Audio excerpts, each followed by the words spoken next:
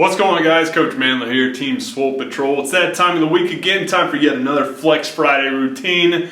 This one is inspired by an Ask Mandler question from one Steiner Casperson. Sweet name, by the way.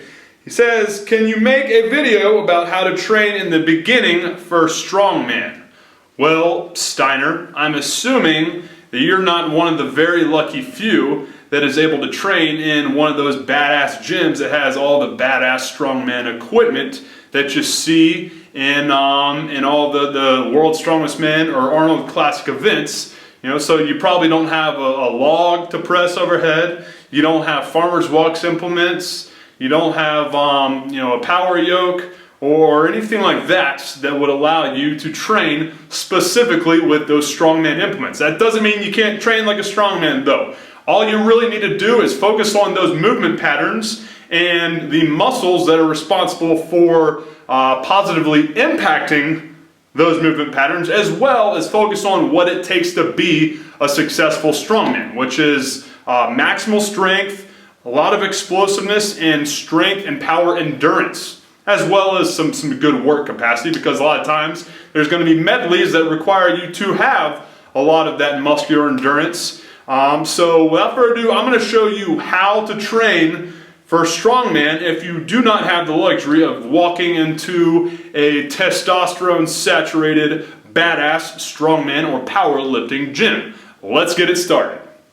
Alright, the first thing we're going to do is work on our overhead press, specifically building some speed as well as speed endurance. That's why we're going to keep the rest periods in between these rounds pretty low, 45 seconds with this amount of weight as far as a percentage on your 1 rep max. Just given those 2 reps and the overhead med ball toss is going to build a lot of speed endurance for you, which is going to be clutch if you're doing a heavy weight with high repetition work in any overhead aspect of the competition. Alright, it's not just going to be max work, it's also going to be max reps with that heavy weight. And building more power endurance is definitely going to help you when you're doing that high rep work. So after that, we're going into some weak point training, if you will. What we got here is some heavy sub-maximal incline bench press.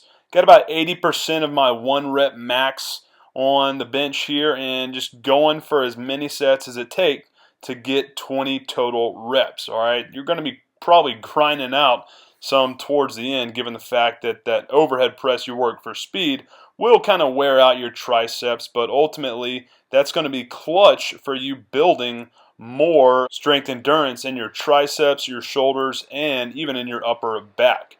After that, again, doing some more triceps work to work on that lockout strength. You know, these banded dumbbell floor presses are something that really helped me out as a weak point training aspect of trying to increase my overhead press work. For me, I've got a tremendous amount of speed and power output that helps a lot to initiate an overhead press, but after that it's just going to be a matter of having the lockout strength in order to get under and lock out the weight that I'm working with. And after that, I'm just kind of supersetting it with some upper back work, heavy upper back work, and that will help stabilize more weight for better overhead press. And another thing that will do is it mimics the same movement pattern as Atlas stone lifting, which, let's face it, there's nothing more strongman than Atlas stone lifting, and that is definitely something that will carry over strongly into being able to lift some big ass stones. After that, again, working on that overhead press. As I said, I'm great with speed, not so much with static strength. So what I do is a lot of unilateral work with some dumbbells as well. All right, if I had 0 speed but had tons of maximal strength with my overhead work, then I would work on jerks here. But as it stands, just trying to keep my legs out of the exercise and work on a lot of strength endurance with just doing that strict press. And of course, more upper back work, some band scarecrows. These won't just help with that upper back strength, but they'll give you some big ass traps and rear delts as well. After doing 10 reps there, holding it for as long as possible. Very seldom will you have an event at a strongman that forces you to hold something out laterally, but in the case that you do, that would definitely help. And to finish this workout off, just doing some good old-fashioned frame carry / farmer's walks, all right? If you don't have farmer's walk implements and you are lucky enough to have a trap bar at your gym, these will do just fine. Like I said, it's like a frame carry, so just throw these in. It's going to work great for upper back strength, core strength, as well as grip strength, all of which are needed to be a good strongman. As for the other part of your question, Steiner, what should you be eating in conjunction with this mass building workout routine?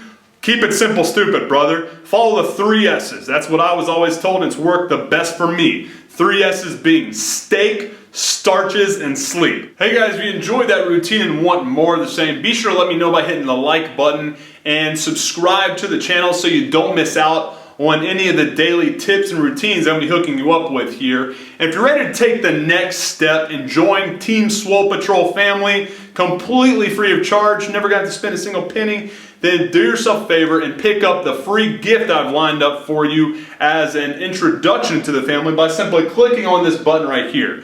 What it's going to do is it's going to take you to the next page, which will show you exactly what you're going to be getting inside the free gift and ask you simply where I can send the free gift. Simply do that and I will have it waiting for you in your inbox the second you hit the submit button. Like I said, it's completely free of charge. You're not going to spend a penny, so just click on that button. I'll take you to the next page, which breaks it all down for you. Appreciate your time, guys. Have a good one. Mandler